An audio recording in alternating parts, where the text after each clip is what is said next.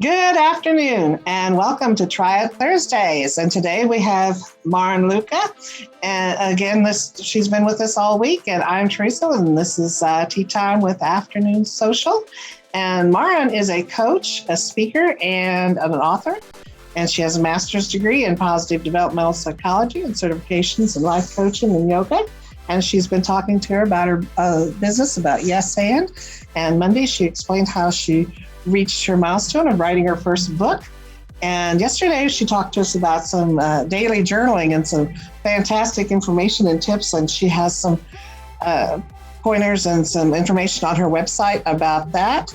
But today we're going to highlight that she has a 7-step process in making decisions. So I'm glad to see you back again here today, Marin. And I'll give it over to you. And what are the 7 steps that women can try in their decision making?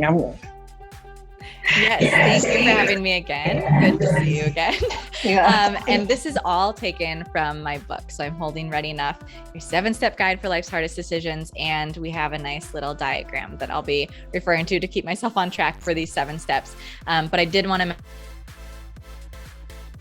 feels really important, or like I want some tangible practices to then apply these steps. Of course, we'll cover some right now, but it's all also in the book. So know that everyone has that resource available for you. So this 7-step decision-making process is really when I did my own reflecting into how I intentionally chose to live an authentic life that sometimes feels really scary and sometimes goes against the status quo. I reflected on how I made those decisions and then also how I guide my clients to make those decisions every single day. And I consolidated it into a 7-step kind of program or a 7-step process that you can follow that includes the holistic elements of making decisions. So what I didn't want to do and what I saw in many decision-making processes is that it kind of stopped short of just once the decision was made. And what I wanted to do is include the before and the after of those decisions. So I'll walk through the steps right now and you'll see what I mean by that holistic approach. And the first step is to create space for transformation. And all along, both in the book and today, I'll use this metaphor that goes along with a river. So if we imagine this first step, we are floating in this river. Think of it as society, think of it as the status quo, think of it as the path that was kind of laid out for you for this life that you just kind of entered into. It's not right or wrong, good or bad. It's just where we are. We're floating down this river. And that first step to create space is to find a riverbank and just kind of get out of the river and realize like, oh, wow, I was floating in a river and I wasn't even aware of it. Kind of like that metaphor, we don't know the water we're swimming in. So that first step is really quite simple. It's just to create space. In a literal form, it's to take a few deep breaths like we do oftentimes before meditation. Or maybe it's to take a step back from a situation. Maybe you can resonate if you've been in a problem or in a question or at work, really close to something. You're seeing the tree, you're not seeing the forest. Sometimes it is so beneficial and crucial for us to step back and just take a breath, take some perspective, and we'll see something that we haven't seen before, which leads right to the second step, which is to create, it is to clarify your truth. So it's to have some clarity in the space that you've created. So if you think of that metaphor, we were in the river feeling just flowing with the tide. We created space, and with clarity, it's now looking around us. So it's saying, okay, there's a river here. There's also a forest to my right, and there's a mountain off in the distance, and there's a prairie, and there were other people with me in the river, and there's someone sitting next to me on this riverbank. So it's just getting a sense, almost like drawing the map of where we are at the present moment. With that tree or forest metaphor, you can also think of it as seeing all the other trees that are around us. So if you're in a problem, it's saying, oh, here's the context that I was in that I wasn't seeing before. So it's to just get a lay of the land. What is going on here before moving to step 3? And step 3 is to admit your desire. So it is to take note of everything that's around you now that you have space and clarity, and then say, that's the thing, that mountain or that prairie or that next step is, I think, what I'm really called toward. Maybe you want it. Maybe there's some desire there. maybe the clarity or the direction is to say, I just don't want to be in this river anymore. I just don't want to be, going down this path or going toward what I thought was my ultimate goal in life. I want something different. So it doesn't even necessarily have to be this specific next step or direction. A lot of my clients, I find, put pressure on themselves to find something so specific. It doesn't have to be that. It's just some sense of direction, some sense of desire. Either I desire this thing or I no longer desire where I was. After that desire, step 4 is to take action. Action is an essential component to anything. And just like I talked about on Wednesday with the journaling exercise, sometimes, especially people who are attracted to this personal development work, who may be attracted to coaching, can stay in how-to book land forever, can read all the how-to books, can do all the journaling, can get all the coaches, can take all the courses, can get all the certifications. But then we got to do something about it. We don't have to, it's totally your choice. But in my experience with clients, oftentimes if we're feeling stuck, it's just that we got to take a step forward. And this doesn't have to be huge. This doesn't have to be quit your job. This doesn't have to be change your entire diet. This doesn't have to be anything drastic. Rather, it could be, hey, I'm going to write down my desire on a piece of paper and tell a friend about it. That's action. That's progress. So it's just to do something that steps you toward the thing that you pinpointed was your desire. We then move on. We have 3 more steps here to trusting the ride. Trusting the ride is one of those components I kind of briefed over at the beginning, where I said there's this holistic approach here to decision making. Because after you declare your decision, you take action. Sometimes we stop there and we think that's it. But what often happens is we make a decision, we take action, and then life feels scary, or something unpredictable happens, or we've made a decision, which means we've inevitably left something else. So an example in my own life that I include in this book a lot is when I left a relationship that was wonderful, but it wasn't aligned. So I took that action. I made that declaration. That was something I no longer desired.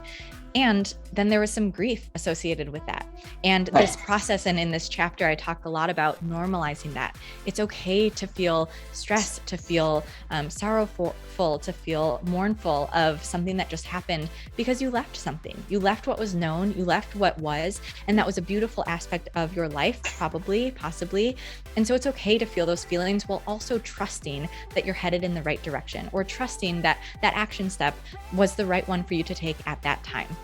So it's just creating a little bit more space, again, to say there's something else after the action. After trusting the ride, as you ride those waves, it's then to celebrate yourself. So celebrate how much you have gone. I've been talking for a while now. It has been a long process if you actually applied it. And oftentimes we forget this celebration step, to celebrate how far you have come, to celebrate that you've made a decision and you've taken even one action step. That's a baby step, and it's still a huge step forward. Celebrate yourself in some way, in some capacity. There's a lot of research in positive psychology that shows the benefit of celebrating yourself. It provides motivation, perseverance, all the good things to help us keep going, because then step 7, and the final step, is to begin again, which could feel disheartening or empowering, depending on how you look at it. It's just this acknowledgement that this is a process that goes over and over and over again. And every time you do it, you get a little stronger. It gets a little bit more natural. You are a little bit more excited because you know the steps along the way, even when there's some challenging steps in the midst of it as well. And it's this acknowledgement that you don't need to get it right. You don't need to do it all in one swoop. You can just take one step at a time, because you can always begin again at the start, which is to create space. That's fabulous. While you were talking, I was picturing, you said the river, and it's like going on a camping trip.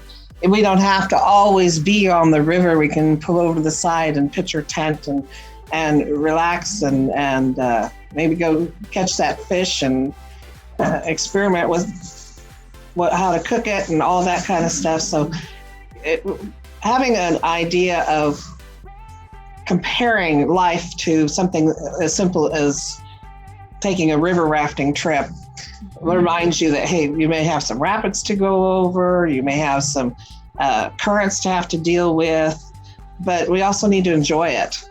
And have fun.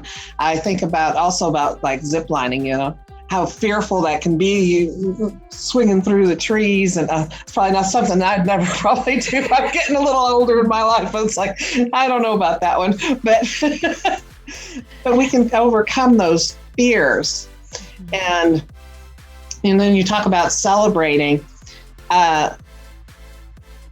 We need to come up with I don't know if you've got some really good ideas of different celebrations rather than not going out to eat, or, that are not like food related or other things that could cause us some other problems. So what are some of the top ways that you celebrate your accomplishments? Yeah, I mentioned Instagram on another one of our videos, so I'll mention that again. I host dance parties for myself. Okay. So sometimes that looks like what you would think of as a dance party, like in my office. And I have, again, on Instagram, if you want to see me dancing in my office, I am there dancing in my office. I literally dance all around my office and put on a great song and just feel empowered and just celebrate in the way that, and I grew up a dancer. So that's kind of my natural tendency. Sometimes, however, just like add some nuance, I'm sitting in my chair and I'm just like rocking back and forth to some music. That also is celebration. It's just taking a moment to just like feel good and let yourself feel good and let yourself feel proud. However, if you're not a dancer, there are so many different ways. You can schedule a coffee date with a friend. I guess that's food related, but having a conversation with a friend, scheduling a walk with a friend, having a phone call with a friend to say, hey, I'm going to call you once I sell 20 books, just so that I have something to celebrate with myself. And then imagine how excited they are when they get that phone call and they're like, 20 books, you already did it. Oh my gosh, it's been 5 minutes. Yeah. So whatever that celebration is, with someone else is often we're relational beings. So that can be a great way to do it. I also love creating reward boards for myself as an entrepreneur, a business owner. I don't have someone else giving me promotions. And so for me to create different things, and sometimes it's money related. So I have, certain items that are just like nice, juicy things that I want to buy for myself. Like a new curling iron is on there right now. So something that just feels kind of silly, but I'm really excited when I reach one of these milestones to treat myself. And then every time I use that, I'm going to think of, oh my gosh, that was because I reached this milestone. But also putting other things on there too. Like I'm going to, write a letter to myself and I can open it once I get to this milestone. Or there are so many different things, but to fill your toy box, so to say, with things that genuinely excite you.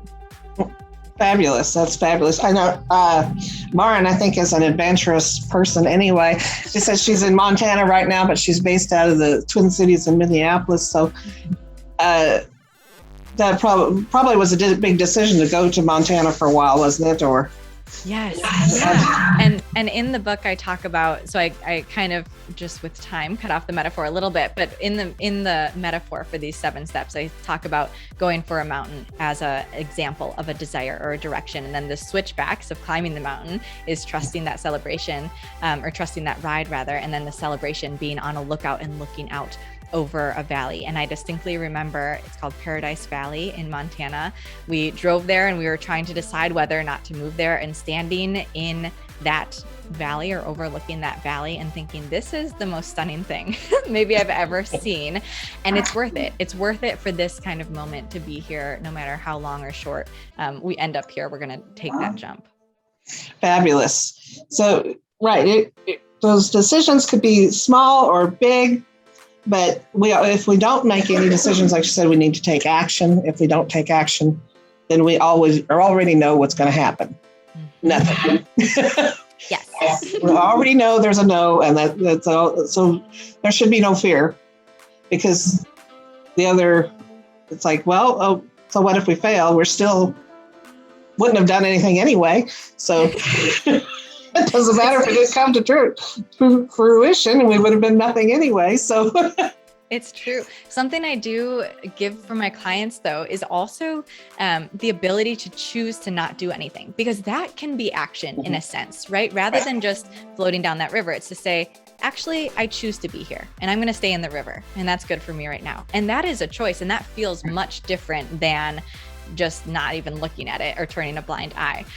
It's just to say, I choose here, and that's action too. And that's okay. And it's wonderful. Yeah. In Bible study, we had a example come up about coming up to a railroad track. Every time there's a stop sign that we need to stop and listen and watch, because if we just keep barreling through, we could end up getting hit by a freight train if we're not looking. So sometimes I think we do need to just stop and listen and pay attention. Like you said, that is taking action too. We don't have to be going 100%, 100 miles an hour all the time. If we stop and take a breath and say, oh, what are my possibilities? And just really take some time to think, that is sometimes some of the best actions that you can take, because then your decisions are a lot more intentional. Absolutely. In which case, return to episode from Wednesday and journal a little bit. Right. Yes. Exactly. Well, I think we're getting close to our time here. And as always, check her out on her yesandmarin.com. And I will be posting all of her information and all of these videos.